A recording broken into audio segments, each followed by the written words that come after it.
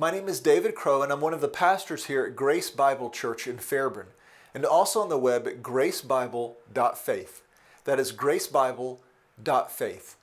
And here at Grace Bible Church, we're working our way through the book of James. And this last Sunday, we began our work in the 8th major section of James, which spans through the first half of chapter 4, verses 1 through 10. Now, this first week in this section, we only worked through the first 3 verses, and we could have gotten further in the text, but I chose to narrow our focus on a smaller portion here for a few reasons. First, it was important to make sure that we were communicating the tone as well as the content, so we aimed to strike a helpful balance here.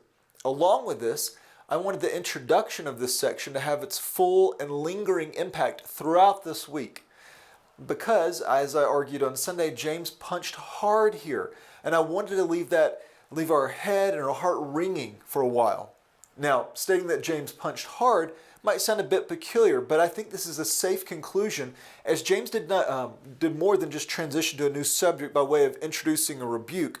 Rather, what we see in the opening of this passage is that he's unpacking an examination of the wisdom that comes from below, and ultimately is pressing us to that which is better. Now, first, we need to note that James finished with a clear emphasis on peace and peacemaking in the last section. And then in opening this next section, he immediately charged his readers with warring with one another, with murder, with adultery, and overall enmity with God. Hallmarks of the outworking of one who has chosen to walk in the wisdom from below. And a weighty and grievous matter that we need to wrestle with and think through. However, James does not finish this section without resolution. He plainly establishes a call to a better path, that of humility. And this is why I chose to title this section, The Necessary Pursuit of Humility. Now, getting to his conclusion, though, is going to be a painful path that requires no small measure of self-examination and possibly even repentance. And I tried to express this in how I subdivided this text. So verses 1 through 3 that we covered last Sunday, I called the pleasure problem. And that portion of the text reads as follows. What is the source of quarrels and conflicts among you? Is not the source your pleasures that wage war in your members? You lust and do not have, so you murder. You are envious and cannot obtain, so you fight and quarrel. You do not have because you do not ask. You ask and do not receive because you ask with wrong motives, so that you may spend it on your pleasures. Then, verses 4 through 5, as the next subsection, I called this a friendship problem. And this portion of the text reads as follows. You adulteresses, do you not know that friendship with the world is hostility toward God? Therefore, whoever wishes to be a friend of the world sets himself as an enemy of God. Or do you think that the Scriptures speak to no purpose? He jealously desires the Spirit which He has made to dwell in us. And finally, verses 6 through 10 completes this section. It's the final and third subsection and brings resolution. And we call this a humble solution. It reads as follows. But He gives a greater grace. Therefore it says, God is opposed to the proud, but gives grace to the humble. Be subject therefore to God. Resist the devil, and he will flee from you. Draw near to God, and He will draw near to you. Cleanse your hands, you sinners, and purify your hearts, you double-minded. Be miserable and mourn and cry. Let your laughter be turned into mourning and your joy to gloom. Humble yourselves in the presence of the Lord, and He will exalt you. So, only having worked through the first subsection, I hope you can see what I mean by it being a weighty portion of the text to spend a full Sunday on and then have it to linger.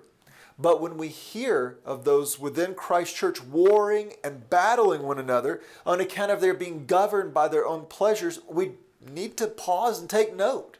And when we see that these problems with men carry over to problems in prayer, then the whole of the situation is further amplified in its need for a resolution. And as we noted Sunday, no small part of this resolution also comes in seeing how James skillfully wove language and themes back to the wisdom from below in this first portion of this text, showing that bitter jealousy and selfish ambition truly do produce disorder and every evil practice. This then pressed us once more to our need for the wisdom from above, which is others-oriented, strives to fulfill the royal law of loving one's neighbor. Now, on a personal note, working through this passage only further increased my thanksgiving that Grace Bible Church has, and by all accounts that I'm aware of, continues to apply Peter's clear exhortation for us from 1 Peter 4, verse 8.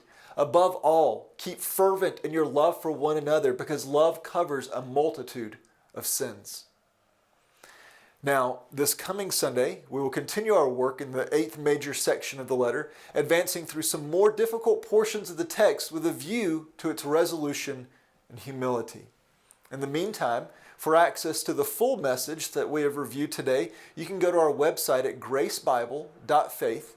That's gracebible.faith. And here you can access all of our messages in James as well as our other studies in both video and audio formats, which are also available on YouTube and Spotify, both linked through our website. Well, we hope that our study in James has been and will continue to be a blessing to you as we all pursue his aim of us being made perfect, complete, and lacking in nothing as we walk in the wisdom from above. All right, grace and peace to you all.